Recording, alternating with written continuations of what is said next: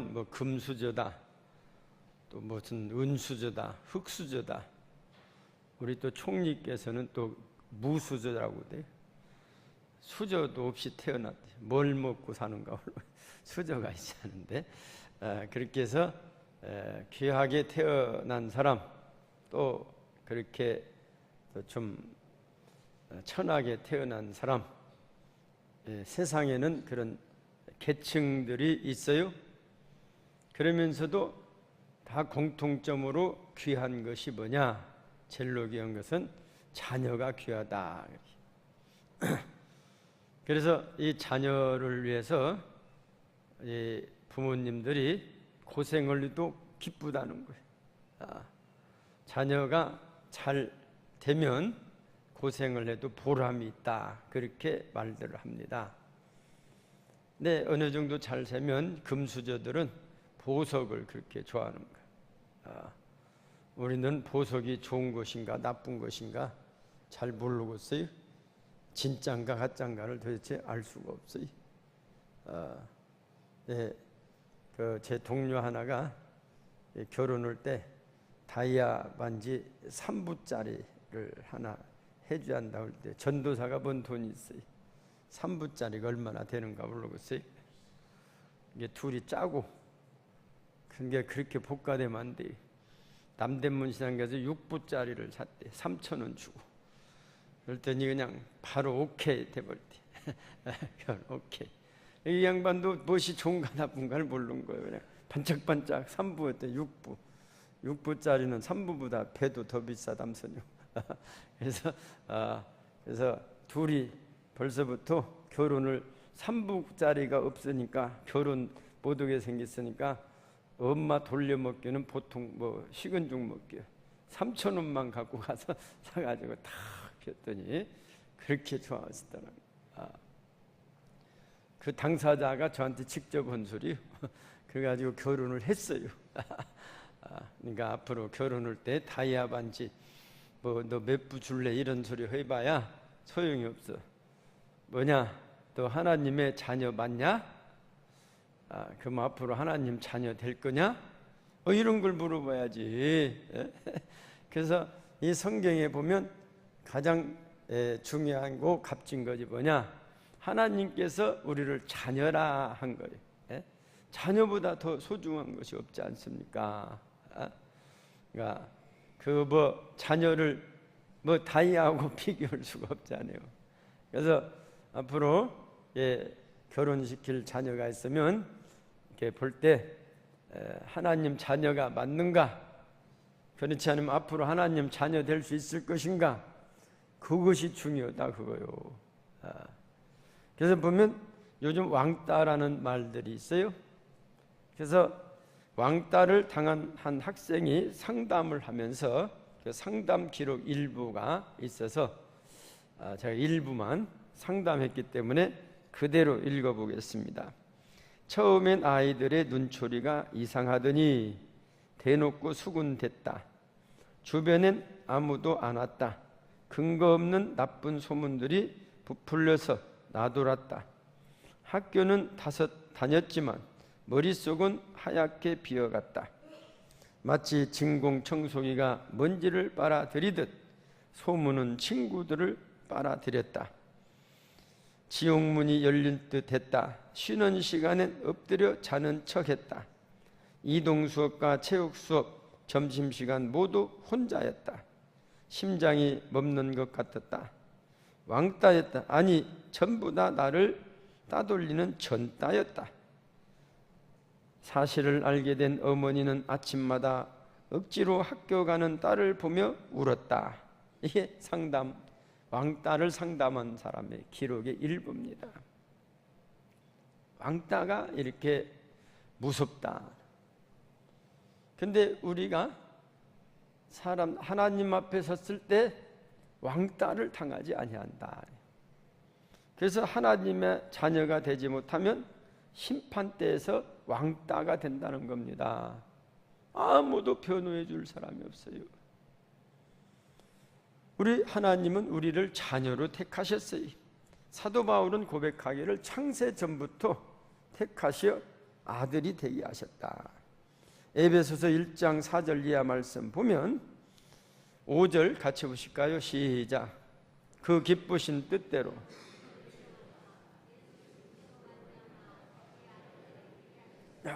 그러죠. 자기 아들들이 되게 하셨다는. 우리는 그리스도로 인하여 하나님의 자녀된 것을 믿으시기 바랍니다. 자녀된. 하나님의 심판대 앞에 가면 심판관 앞에 설 때 자녀인데 왕따가 될 리가 없죠. 그런데 그 행한 대로 갚을 때 인간의 행함이 얼마나 되겠어요. 그때 우리를 변호해 주는 사람이 있다는 겁니다. 그래서 이 보면 요한복음 5장 25절 이하 말씀 보면 진실로 진실로 너에게 이르노니 죽은 자들이 하나님의 아들의 음성을 들을 때가 오나니 곧 이때라. 듣는 자는 살아나리라. 29절 보면 선한 일을 행한 자는 생명의 부활로 악한 일을 행한 자는 심판의 부활로 나오리라 했단 말이에요. 그런데 누가 선한 일을 얼마나 행했겠어요? 보면 이게 중요한 것은 하나님께서는 예수님을 영접한 자들의 그 운명이 그 영접한 사람들은 운명이 달라지는데 왜냐하면 성령님께서 변호사가 됐다는 것입니다. 요즘 뭐 변호사, 대통령, 뭐 변호인, 뭐 별 사람들 다 오죠. 이게 법에 뭐 잘못은 인정하지만 법에서 그렇게 무슨 탄핵받을 만한 일은 안 있다고 막 써내려. 한쪽에서는 아니다. 이 한 가지만 봐도 이 사람은 탄핵 2번, 10번 받아도 싸다. 막 써내려가. 그러니까 이 국민들은 헷갈리는 거예요.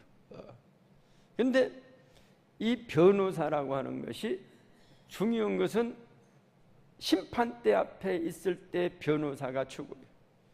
이 세상의 변호사는 돈 없는 사람은 뭐 돈 없는 변호사 싸가지고 뭐 다치는 거죠. 돈 많은 사람들은 또 무슨 변호사들을 아주 거물급을 사는 모양이죠. 우리 정유라는 덴마크에서 최고의 변호사를 샀다. 돈도 한 푼도 없다고 하는데 최고의 변호사를 샀다.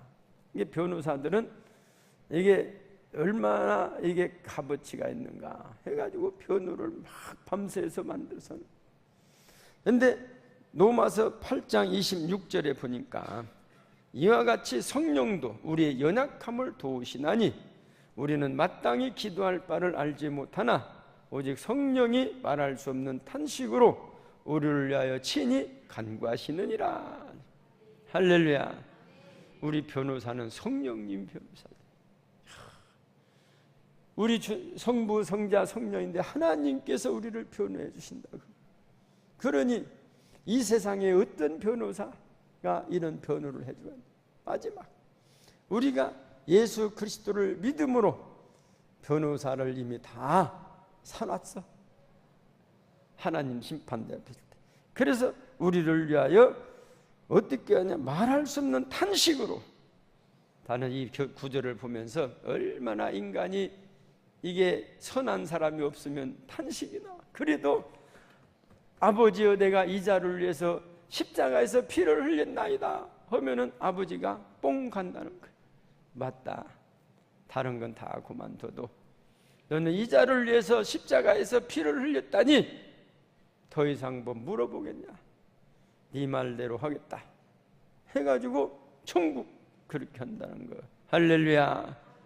우리가 뭐 얼마나 가치가 있겠어. 우리 예수 그리스도의 보혈 피로 인해서 우리가 죄시침 받고 하나님의 자녀됨으로 마지막 심판 때에서도 하나님께서 우리를 대변해 주시는 줄 믿습니다. 이러한 특혜를 받고 사는 사람들을 하나님의 자녀가 된 성도라고 말합니다. 그래서 초대교회에서는 기록에 보면 서로 순교를 하려고, 순교를 먼저 하려고 그래요. 먼저 해서 하나님 내가 천국에서 살겠다. 이 세상은 아무런 소망이 없어. 그러니까 내가 천국을 먼저 가겠다. 나를 죽이더라. 자기가 죽으면 자살이고 죽임을 당하면 순교니까 나를 순교, 자살하지 말아라. 자살은 살인죄요. 그래서 예수 그리스도로 인해서 순교를 당함으로 하나님 나라에 가기를 원했다고 하는 것이 초대교회 교인들의 그 모습입니다. 사도 바울은 하나님의 자녀가 된 것에 대한 자부심을 가지게 됐습니다. 고린도후서 4장 8절 이하 말씀 보면 우리가 사방으로 우겨쌈을 당하여도 쌓이지 아니하며 답답한 일을 당하여도 낙심하지 아니하며 박해를 받아도 버림받지 아니하며 거꾸로 들임을 당하여도 망하지 아니하고 우리가 항상 예수의 죽음을 몸에 짊어짐은 예수의 생명이 또한 우리 몸에 나타나게 하려 함이라. 할렐루야. 이 어떠한 경우일지라도 하나님의 자녀됨으로 인하여 우리는 생명을 얻게 됐다는 것입니다. 어떻게 해서 그러면 우리가 하나님의 자녀가 됐는가? 금수저라 하나님 자녀가 됐는가? 흙수저라 하나님 자녀가 됐는가? 하나님 자녀가 무엇이다? 이 보면 전적으로 우리가 왜 내가 하나님 자녀가 됐는가를 알 수가 없어요. 그냥 전적인 하나님의 은혜요. 그냥 감사할 따름이죠. 제가 백시 왜 내가 백시 가문이 됐는가 알 수가 없어. 그런다고 이왕이면 백시보다 천시가 더 천인데 이렇게 그렇게 생각할 수도 있잖아요. 그래서 그렇게 생각 못하게 저는 제 아내를 조씨를 줬어. 조가 얼마나 조씨가 제일 높은 자리 경씨도 있더라고요. 경씨. 그래서 나를 왜 백시의 가문으로 주셨는가 알 택이 없어. 그러면 어떻게 하냐? 왜 나를 왜 백시로 만들었어? 천시도 주지. 그렇게 할 수 없다 그 말이. 백시로 주신 것에 대해서 그냥 감사하고 살아요. 그죠? 이 백시가 얼마나 이게 위대한지 알아요? 제가 미국에 가서 설교를 했어. 주일 했더니 점심시간에 누가 대접을 했는데 이분이 미국 이민 와서 미국에서 어느 정도 이제 기반을 닦았는데 이분이 성도가 백집사요. 백 목사님이 설교한다니까 그냥 뻥 첫 번부터 그냥 우리 백시도 목사님이 계시는구나 뻥 갖는. 그래가지고 그냥 하여튼 설교 듣기 전부터 은혜를 받아가지고 나왔어. 점심 식사 대접한다고. 그래서 제가 백시로 태어나서 점심 한번 잘 얻어 먹었습니다. 그래서 우리가 보면 왜 나를 백시로 태어났냐? 왜 아버지 왜 나를 백시로 만들었어? 그거 못 온다 그 말이에요. 그냥 감사할 일이요. 나는 백시다. 오히려 자부심을 가지고 우리는 뭐 백시다. 뼈대 있는 집안이다 막 그러지 않습니까? 뼈대가 없어도 뼈대를 막 만드는 거예요. 백시를 그냥. 이게 자기의 가문의 모습인 것처럼 우리가 하나님의 자녀라 했는데 왜 하나님 나를 자녀 삼아줬어요? 그 못 오고 그저 감사하게 하나님 자녀된 것에 대해서 감사하게 그저 살아가는 것이 하나님의 뜻인 줄 믿습니다. 또한 내가 하나님을 아버지로 부를 수 있음에 감사해야 합니다. 어떤 이는 평생 예수 믿고 직분을 가지고 있으면서도 아버지를 부르지 못해. 뭐 믿어봤더니 뭐 예수나 석가나 공자나 소크라테스는 다 거기도만 뭐 이런 사고를 가지고 있어. 이런 지식을 가지고 있어. 구원이란 건 죽으면 끝이지 뭐 천국이 어디가 있어.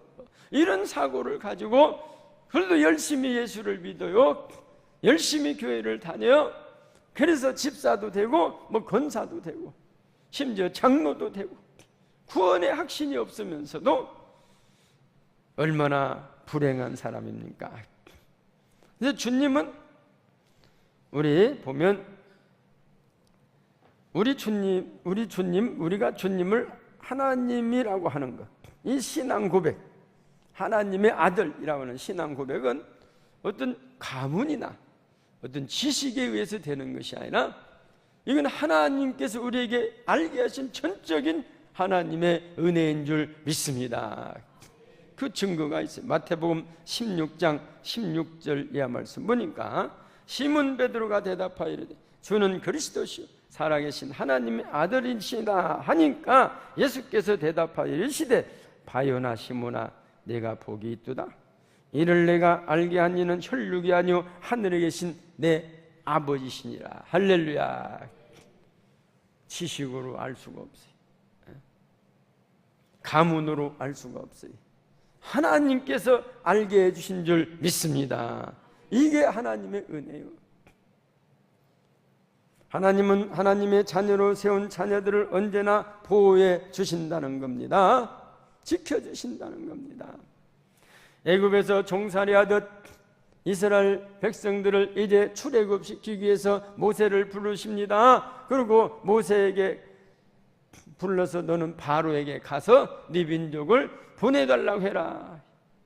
아니 하나님, 내가 지금 뭐 가진 게 지팡이 하나뿐이 없는데, 아니 그 바로 그 왕한테 황제한테 가서 내가 보내둘라면 나 그냥 저놈 때려 죽이라, 잡으라 할 거 아닙니까? 얼마나 무모합니까? 맨주먹으로 가서 달걀로 바위는 달걀이라도 있죠.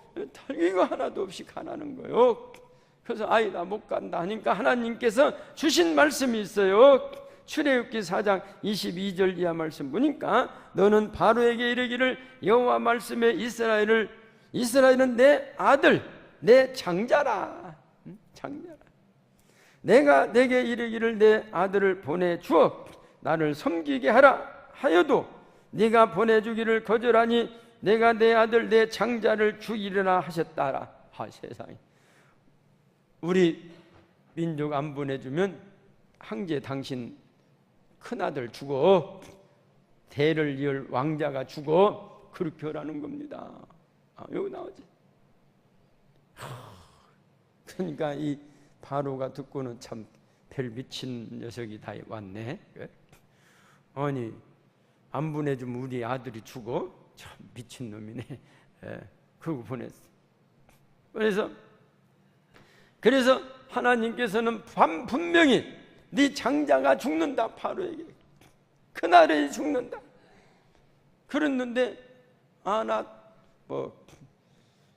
콩떡 어디가 죽냐? 첫 번째 재앙, 두 번째 재앙, 9번째 재앙까지인가 아들이 안 보내줘. 저 녀석이, 모세 저 녀석이 우리 아들 죽는다고 말도 안 되는 소리를 하지. 저 미친 섬이 보냈어. 10번째 재앙, 하나님이 더 이상 못 참겠다.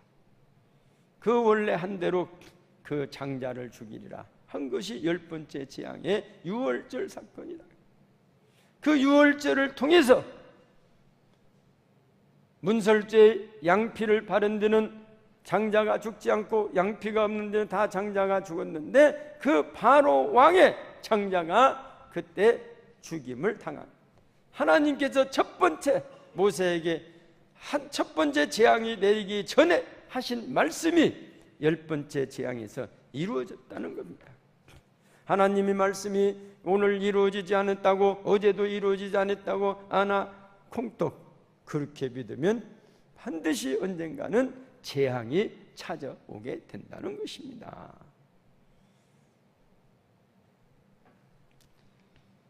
우리를 피값으로 죄값을 치르시고 우리를 사셨습니다. 그래서 우리는 이제는 새로운 피조물이 되었어요. 우리 사회에도 이렇게 우리나라도 양반 제도가 있어요. 양반과 양천 제도라고 해갖고 양반과 천민이 살았어요. 원래는 양반, 평민, 쌍놈 이렇게 해가지고 구분하게 됐죠. 근데 이 양천 제도가 뭐냐? 양반들은 요즘 가는 금수저예요. 나기만 일도 않고 이 천민들이 한 쌀 갖다 다 먹어. 일도 아니요. 땀 흘리는 것은 천민들이나 시켜. 우리나라에 일화가 있어요. 처음에 복음 들어와서 선교사들이 이 코 큰 사람 왔잖아요. 서양 사람들 오니까 선교사들은 복음 전하고 가서 딱 운동복 입고 와서 테니스를 치는 거예요. 그 양반들하고 잘 싸워가지고 이제 그렇지 않습니까? 의사도 있고 양반도 사고서 테니스를 쳐. 가자 우리. 그러니까 양반들이 아이 선교사 양반도 양반이라고 선교사도 선교사 양반. 그 땀 나는 것을 왜 해? 그 땀 나는 것은 천한 것들이나 시키는 거요. 그러니까 뭐 이걸 무드로 쳐 땀나게 막 왔다 갔다 하고 채신머리 없게 그런 이야기가 있어요. 그래서 양반들은 운동도 아니요. 땀 나니까. 그래서 농사는 더 안 짓고 이렇게 해서 이 꿈이 천민들은 소위 쌍놈들은 양반 되는 게 꿈이요. 그럼 양반 되는 길이 어디가 있냐? 돈을 많이 주고 양반 족보를 사. 그런 제도예요. 옛날부터 그냥 돈을 좋아해가지고 돈만 있으면 양반이 돼버려. 그러다가 임진왜란이 터졌어. 임진왜란 터지니까 이게 양반들이 많이 져가지고 막 돈 주고 산 사람들이 이게 임진왜란이 터졌는데 양반들은 군인도 안 가고 그냥 앉아서 먹던 사람이라 싸움도 않고 이게 어떻게 할 수 있습니까? 천민들은 다 올라가기도 잘 안 오고. 그러니까 유성룡이라는 영의정이 개혁 정책을 썼어요. 그렇지 않습니까? 그때 선조가 이제 임진왜란 터진 게 다 도망가려고 요동성 지금 만주벌판 도망가려고 게 영의정 유성룡이 잡았어. 왕이여, 당신 도망가면 나라 없어집니다. 잡아놨어. 그 유성룡이가 개혁 정책을 썼어. 그래가지고 양반과 평민 이게 다 천민 다 평등하게서 군대를 모집해가지고 능력별로 지휘관을 장교도 줘. 근데 양반하고 천민하고 훈련받으니까 누가 더 잘 받겠어? 천민들이 더 잘 받아. 천민들이 막 장교도 되고 지휘관이 되니까 소문이 나서 이 소위 천민들이 나도 군대 가야겠다, 나도 군대 가야겠다 훈련받아서 지휘관이 되는 거예요. 그야말로 양반을 호령하는 거예요. 양반은 쫄병이고 호령. 이게 공평하게 자기 능력껏 이게 개혁 정책을 썼어요. 그리고 양반들도 다 군대 갈 수 있도록 소집을 했어요. 근데 가보니까 그래서 천민들이 막 모여들었어. 내가 군대 가면은 이제 양반을 지휘할 수 있다. 이런 기회가 어디가 있냐? 내 목숨 다 버리도 이 한 번만 지휘해도 소원이 없겠다 해서 임진왜란을 이기게 돼. 유성룡의 개혁 정책으로. 대단하죠. 그랬더니 이제 전쟁이 끝나니까 이 양반들이 가만히 있을 리가 없지. 유성룡을 모함해 가지고 쫓아내버려. 그리고 유성룡이 했던 개혁 정책을 원위치로 막 돌리는 거예요. 우리나라 뭐 대통령 나오려고 후보들이 공약했다가 대기만 하면 공약 아나 콩떡하듯. 전라도는 항상 와서 뭐 해준다, 새만금 끝내준다는 지가 지금 언제요? 그렇게 생겼어. 그랬더니 양반들이 다시 원위치로 돌렸더니 임진왜란이 끝나고 29년 후 정묘호란이 일어나. 1627년. 임진왜란은 1598년에 끝났는데 1627년 29년 만에 다시 북방의 후금이 쳐내려와서 정묘호란이 발생했을 때 양반 사대부들이 의병을 모집해도 천민들이 오지를 않아요. 그래가지고 이제는 인조가 강화도로 도망쳐버리고 소현세자는 전주로 피난 내려온 역사가 있다 그 말이에요. 오늘날과 같은 양반, 평민, 천민의 구분 없이 살 수 있는 것은 돈을 주고 사는 것도 힘들고 6.25 때 양반 쌍놈 제도가 없어졌다고 민경배 교회학자가 말하고 있어요. 다 어려우니까 이제 6.25 때는 전부 다 어려우니까 양반도 일을 안 할 수가 없고 다 어려우니까 양반 쌍놈이 구분이 없어. 수염이 되자라도 먹어야 산다. 그래서 먹을 것이 없으니까 산에 가서 풀을 뜯어 같이. 6.25가 그렇게 우리 민족의 비극이었지만 완전히 수천 년 동안 내려왔던 제도를 싹 바꿔버리. 제가 책을 보다가 심심해 유튜브 인터넷을 봤더니 헌법재판소 재판하는 내용이 나오더라고요. 음성으로 나오니 대통령 변호인단이 막 하고 고영태하고 둘이 붙었는데 고영태가 뭐라는 거니, 아니 대통령만 사람이고 나는 사람 아닙니까? 뭐 그런 거. 아, 이거 옛날 같으면 이거 능지처참을 말. 대통령만 사람이고 나는 사람 아닙니까? 이게 이런 평민들이 어떻게 이렇게 담대하게 말을 합니까? 민주공화국은 대한민국은 민주공화국이다. 국민이 주인이다. 이걸 막 촛불 집회 때 막 외치는, 주인이 국민 되는 세상을, 이게 헌법 1조. 민주공화국이다. 민주공화국은 국민들이 주인이다. 막 이러니까 이 대통령만 사람이고 나는 사람 아니냐고. 이거 법정에서 헌법재판 그 무시무시한 데서 그 막 하는 것이 막 이 녹음이 돼서 나와 있어요.